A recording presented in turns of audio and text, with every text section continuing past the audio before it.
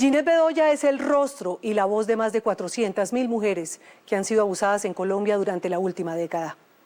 Ella sabe lo que es y sabe lo que se siente, y por eso trabaja sin descanso para que en el mundo el cuerpo de la mujer no siga siendo un arma de guerra.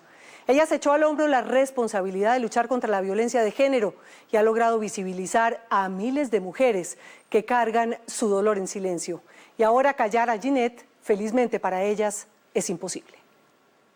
Me mencionaban gente del periódico y me decían: a todos esos hijueputas los vamos a matar, así como le va a pasar a usted, alístese. Y yo todo el tiempo había tenido la pistola en la cabeza, una 9 milímetros, y yo decía: pues sí, me van a matar. Uno de ellos tomó un destornillador y me lo acercaba a los ojos. Me decía: perra hijueputa, te va a sacar los ojos. Y yo pensé que eso iba a pasar. Hicieron muchas cosas, María Elvira, muchas cosas de las que ya no quiero hablar, pero fueron tal vez de las peores torturas que se le pueden hacer a una mujer. Ginette Bedoya no es una periodista cualquiera. Tiene la audacia y el valor para cubrir orden público, reportería judicial y conflicto en un país en guerra.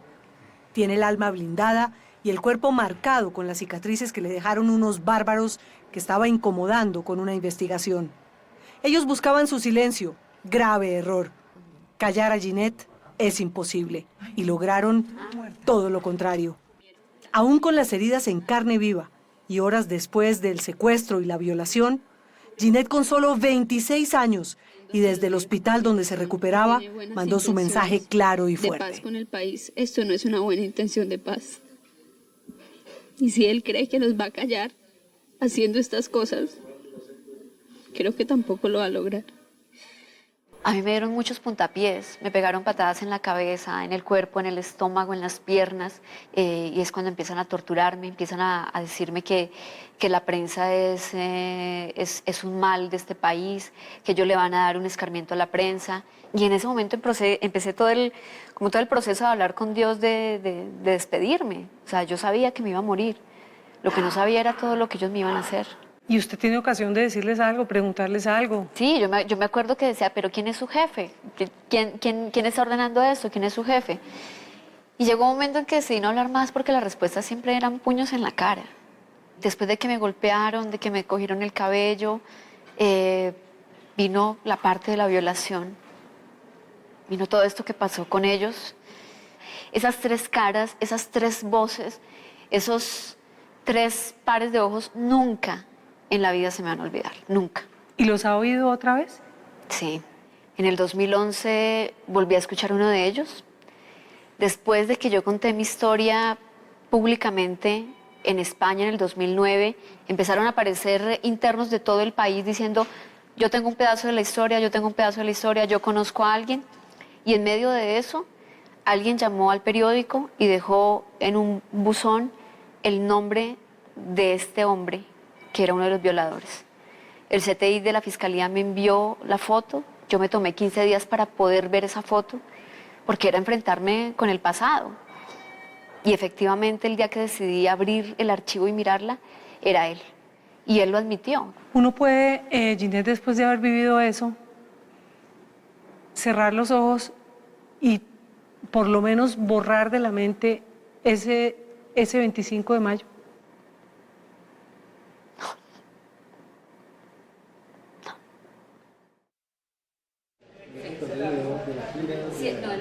Ginette Bedoya Lima tiene hoy 40 años, es bogotana.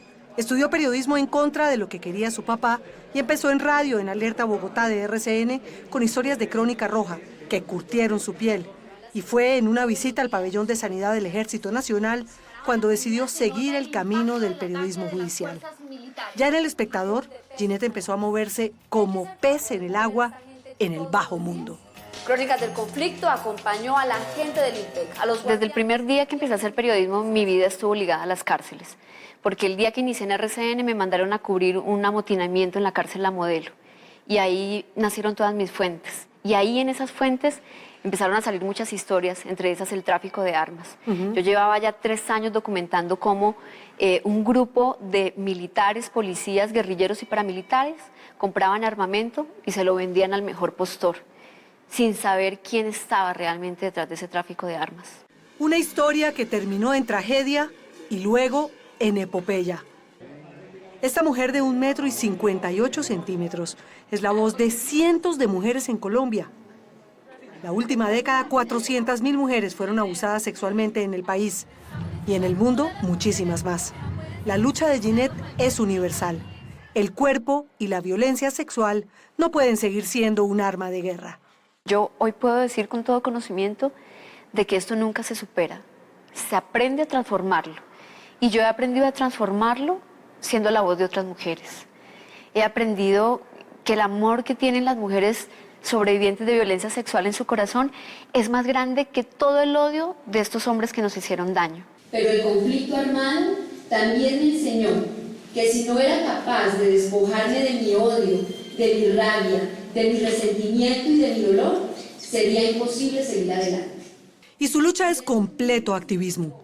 Logró que el gobierno nacional, como parte de su reparación, firmara un decreto que declara el 25 de mayo, el día que la secuestraron, la violaron y la torturaron, sea la fecha para conmemorar la lucha de las mujeres víctimas de la violencia sexual. El Congreso la condecoró con la Orden del Gran Caballero por su trabajo social con las mujeres que han sufrido violaciones y hace menos de un mes fue escogida como una de las 20 líderes más influyentes de Colombia. Ginette Bedoya Lima built her career in Colombia as a reporter seeking out tough assignments and going to great lengths to uncover the truth. Las ganadoras del Premio Nobel de Paz la escogieron como vocera de las sobrevivientes de la violencia sexual para el mundo entero, con aliadas de marca mayor en el mundo, como la primera dama de los Estados Unidos, Michelle Obama, y la actriz Angelina Jolie, que lloró cuando oyó su historia, y la ex primera dama de los Estados Unidos y ex secretaria de Estado, Hillary Clinton. Pero para volar tan alto ha tenido que volver a sentirse en el infierno. Eso sí, de la mano de su mamá, que no la desampara. Y cuando le pedí respuestas a Dios, la respuesta fue que mi mamá tocó en mi cuarto, entró, se arrodilló en mi cama y me dijo, si usted no quiere seguir viviendo por usted, yo le pido que viva por mí, porque yo todavía la necesito. Y miles de mujeres afuera la necesitan. Salió y se fue. Yo dije, pues esa es la respuesta. Y mientras sigue en su oficio, hoy como subeditora del diario El Tiempo, no descansará hasta que se haga justicia, porque la impunidad es el otro drama de esta historia. Por eso llevó su caso hasta la Comisión Interamericana de los Derechos Humanos, que aceptó la demanda contra el Estado por la demora en llegar a los responsables. Tengo que decir que desde junio del año 2000 tengo medidas cautelares y solo 11 años después el gobierno me llamó a preguntarme cómo iban esas medidas cautelares. Entonces creo que este es el claro ejemplo del abandono en el que ha estado mi caso. Pero para mí es muy difícil entender cómo un hombre que tenía tanto poder y que portaba un uniforme de una institución de este país haya sido capaz de ordenar mi secuestro. Yo no puedo entender cómo dos colegas míos fueron capaces de dar información para que a mí me secuestraran. Y entender que están tranquilamente los periodistas trabajando y este señor despachando. Y seguramente seguirán así, porque yo siento que la justicia no ha tenido la valentía de enfrentar a estas personas, porque son personas que tienen muchos amigos en unas esferas muy altas. Pero usted hasta el final. Yo no sé si yo vaya a ver justicia en mi caso. Muchas veces lo he dudado. Mi justicia y mi reparación está en lo que yo puedo hacer por las otras mujeres, en visibilizarlas, en visibilizar este tema. Pero hasta el último día, María Elvira, que yo me pueda levantar y que pueda seguir buscando justicia, lo haré, así nunca la encuentre.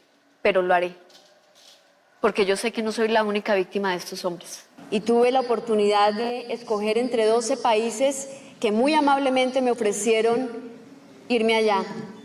Y desde ese día, y hoy lo repito, bajo las circunstancias tan difíciles que estoy pasando en este momento, que prefiero morirme de un balazo en Colombia y no de la tristeza en una pieza en Europa en el exilio. Mi responsabilidad está aquí. Rehacer su vida no ha sido fácil. Un grupo de hombres marcó su cuerpo, su vida y su corazón. Y para sanar el alma, lleva 14 años luchando por perdonar y por perdonarse ella también. Cuando salí del secuestro me enfrasqué en una relación dolorosísima de 7 años. en la que yo misma me seguía victimizando. Y yo decía, pero ¿cómo puede ser posible? Si he sido capaz de salir adelante del secuestro, ¿cómo me voy a seguir dejando subyugar por un tipo que no vale la pena? Después de esa relación vino otra relación que también terminó en una tristeza muy grande, porque termina justo cuando aparece este violador y cuando el proceso judicial se reactiva. Y esta persona me dice, yo te amo, pero es que todo eso que tú haces es muy pesado y yo no puedo con eso, me supera. Y yo decía, o sea, yo no tengo derecho a tener un hombre al lado porque, pues, ¿por qué no? O sea, esto venía incluido con el paquete del secuestro, la violación y la tortura. Esto es parte de Ginette. Afortunadamente he entendido que no es así. Hoy tengo una persona muy especial al lado.